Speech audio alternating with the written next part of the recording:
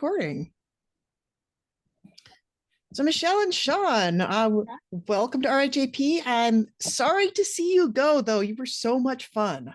Thank you. We went out with a bang. Man, we had a lot of fun. We sure did. We had a blast. We had a blast.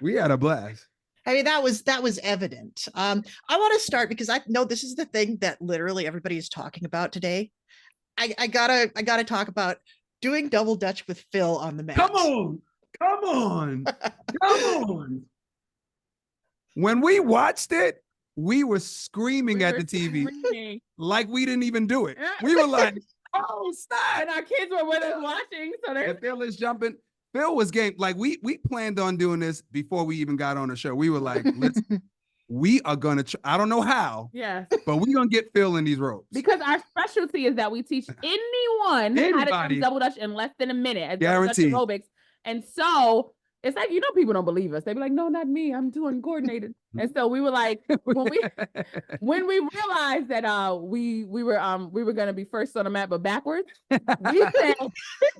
We literally said as we were going there, listen, since we here, you know what I'm saying? Let's ask Phil. And it was a concrete situation. So if it was like the race before, the leg before, we wouldn't have been able to do it because you can't. Because it was muddy and raining and grass. Right.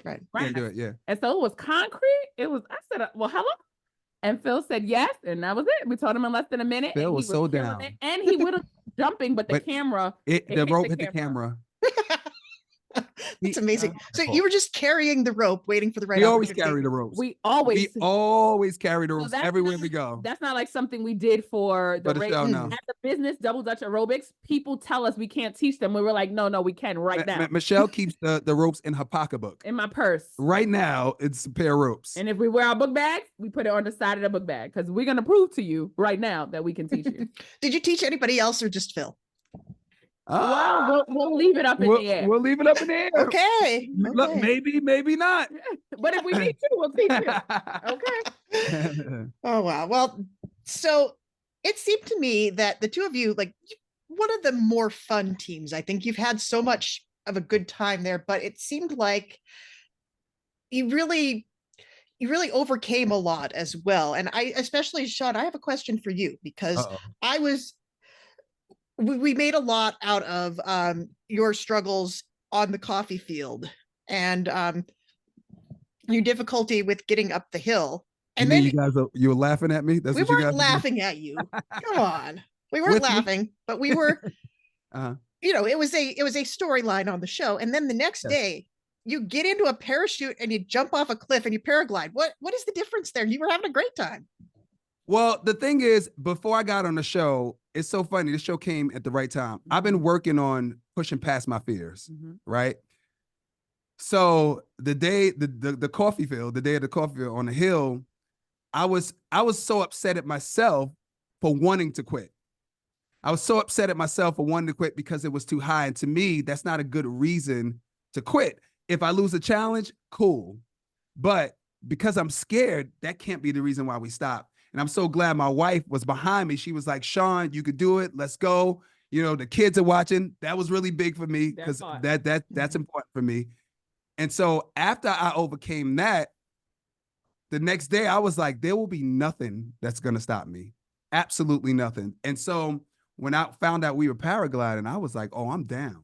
I'm jumping, period. And this year for his birthday after the race, I took him as a surprise because I don't know if he would have said yes before. As a surprise, we went skydiving. Wow. So yeah. So we face off is okay. So and that's the thing, like I keep saying that, on the other side of fear is freedom. Yes.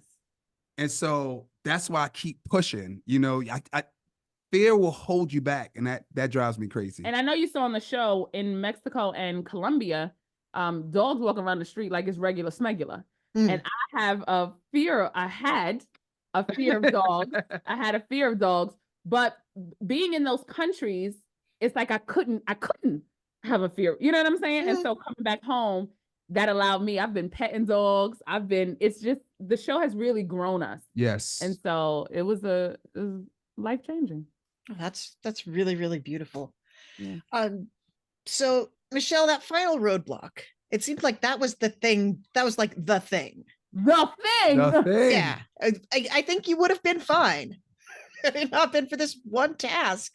And If I would have slept, I would have been fine. I didn't sleep the night before either. We were Yeah. loud and we were muddy the night before. I literally did not sleep. That did not help the brain. Oh, was for horrible. sure. So what was the actual issue there? Was it just that you had it all upside down? Yeah. So I'll say this. This is my way of explaining it. So when I figured out everything, right, what I realized was, so you know, when you learn a dance, the dance teacher teaches you your way, like facing like this. To our side of the puzzle was if the dance teacher taught you in front of you. Does that make sense? Mm-hmm. So, or when I figured that out, that helped a lot, because before I kept seeing it like this, if that makes any sense. Mm-hmm. So when I finally figured out where the museum was, then I had to figure out that it was literally flipped. And I was like, oh. So she couldn't even get help from the people on the other side. Right. So whoever did the task on the other side, it was totally different from hers. Yes. Because well, not just flipped. It was not totally different. Yeah. I'm sorry. It was just flipped. Yeah. So there was a different orientation. Yes. Wow. Because it was, remember, you're figuring out the puzzle on different sides of the. Oh, sure. So yeah. And I think the critical difference there, like, it just felt like at that point, I think you were sort of hitting a wall, because the rest of the time you were having difficulty with the task. You were still fun and positive and keeping it light, and you were positive here too. But I think, was there a point where you realized that it was kind of that you were going to be done? Well, when I saw Karishma run away, not even when I saw her run away, when it had to be maybe like 30 minutes after she ran away, I was like, oh, no, this might be it. This might be. Let me still, I gotta keep going, but all right. Wait, right. Hold on. Having fun. Like, hold on, it's getting dark now. I don't know. Might be time to go. Right. But you did eventually finish it, right? Yes. Well, okay. I can't. I'll let it be. We stayed a long time afterwards. Okay. So I want to hear a little bit about, like, I know that you've been doing your own recaps of the race, and that you're you clearly, you seem like you're big fans. I want to know about your history with the show. Like, how did you get into it? What has been your experience as viewers, and how did you decide that you wanted to be on? So we were scouted out for the show. We were selected, and then we started to binge it. We binge watched every single season. Before we got there. And when we was watching, I kept looking at. I was like, "Can we do this stuff?" I was like, "That." But then after a while, but that was quick. We got over that quick. We were like, "We could do it." All right. So what do we have to do? So we started taking notes. Okay. So if we get on the show, we're not going to do that. Yeah. If we get on the show, we're not going to do this. Not only this, what's one of the biggest things we did before the show? Oh, we learned how to swim. We learned how to swim. We took swimming lessons as grown people. We worked with a specialist, because clearly we didn't learn as children, so we needed a specialist. So we had a specialist. So even before, what was so exciting is watching the race. Oh my God, even doing everything we did to prepare for the show was already helping us grow. So we went in wanting to win $1 million and like preparing ourselves as much as we possibly could to win the race. Right. So we already knew how to drive the car. We learned how to swim for the show, and then we were studying. We had maps around the house. And to be honest, before we got decided to do the show, everything about Amazing Race is not my comfort level. Like, we're from Brooklyn. I'm a concrete girl. I don't even like the grass. You understand? And here I am sliding down mud, So everything on the show is an uncomfort zone for me. It's just not my thing. I don't do puzzles. You understand? We started doing puzzles. We started Yeah, absolutely. Like, I forgot the consonants after high school. Like, I didn't know. I'm not a, like Danny does puzzles. You know what I'm saying? Or like, clearly the firefighters do hard things. You understand? And they do math. Danny does everything Amazing Race. He does everything. He's totally I speak gibberish with my girlfriends, but I don't speak Spanish. Like. Nothing in the race was anything me. And so before it, we were doing everything we could to study. And we worked really, to our extent, we worked really, really hard. We just got turned around a couple of times. That's it. It happens. Was there anything that in retrospect, you wish you had done more of? Probably for you would be sleep. Oh, that no, No, I no. know. They took to prepare for the show. I know. Yeah. Night before, yeah, but I couldn't. yeah, I no. had, you know, yeah. I don't think there's, man, I don't think there's anything we could have done more, especially on the last show that we did. We were in a groove, like we finally got our groove, and it's that roadblock that got us. You know what I'm saying? I don't know what we could have done differently. What do you think? The only thing I could have done. So now we watched the race, right? But clearly it is a television show, so it has to be. They can't show that you're running for 800 hours, right? They can't. So no matter how many shows you've been, you just won't get it until they say go. And you go, oh no, we're really running. This is a race for real. And so I did run a lot. I also just had my baby turn 1, and that was my 3rd baby in 4 years. Oh my gosh. So I was a little heavier than I usually am. I just had my 3rd baby. You know what I mean? So I can't say work out more because I really did. Or I already lost some weight before the show. So in terms of prep, maybe Sean could have taught me how to breathe better, but I didn't know how to breathe till I was on the race. The Amazing Race. I don't know. I don't know what we could have done differently, you know. Yeah, and Double Dutch is a sprint. It's not a marathon, right? Yeah. Right, right. But even running and jumping is totally different.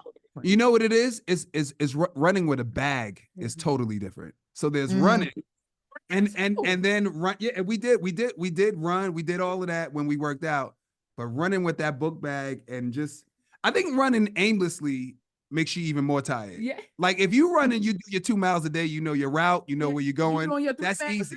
You know. But if you're doing 2 miles of going back here, going upstairs, going down, it's like, oh my God, I can't breathe. Wait, hold on. And we do 5Ks together, right? So I run up. It's not like I'm not crazy. I knew to run to prepare for the race. That's not, to me, you're not preparing if you don't run. We just didn't know you ran that much. But there's thing like running 10 5Ks in a day and knowing where you're going and thinking. And even when I see people say like our first leg, when people were talking about our other castmates saying they weren't in shape, I was like, y'all don't get it. First of all, they are in shape. First leg, it was 100 degrees outside. It was 100 degrees and we're running through the streets. Yeah. Oh my God. I was like, I take that back. I was like, no, let me tell you something. Everybody could have did the steps in Columbia. Okay. Y'all just didn't see this. You can't, and I get it. You're supposed to comment. That's cool. But just in terms of having defense, I was like, no, y'all. It's not as easy as it looks. You know, while you're sitting in the comfort of your own home, watching television, like, oh, they could have just did that. I mean, you know. So why don't breathe with 8 pounds? Like, you don't see the clue right there? No. The camera is pointing to the clue. It's not the same thing. Yeah. No, it is not. And it is not. the fact that you were out there at all and that you clearly grew so much and learned so much from it and had so much fun. I think it just made it so delightful to watch you the entire time. I'm really, really happy that we got to see you. I wish we could have seen you for longer. Is there anything else you want the people to know? No, keep watching the show. The show is good. It makes you grow. Even watching the show, you know, seeing adults challenge themselves in different ways, it inspires you to challenge yourself. So I really think the show is amazing. It's amazing. So I would just say, keep watching, spread the word, tell a friend to tell a friend. It really is. Yeah. And we're Double Dutch aerobics. Okay, and we're double aerobics. We teach everybody in less than a minute, okay? By the way, we don't only teach anybody in less than a minute. Yeah. We're a fitness brand. We do exercises inside the Double Dutch rope. It's a workout. It's a workout. And for people who want to be chunky, I just had a 3rd baby. Listen, don't worry about them. Don't worry about them. Don't worry about them. You're not chunky to me. That's all that matters. That's all that matters. Thank you. You two are amazing. It's really been a pleasure talking to you. Please don't be strangers. Yeah. Thanks very much. Thank you very much. Thank you. We love your show. Yeah. Oh, thanks.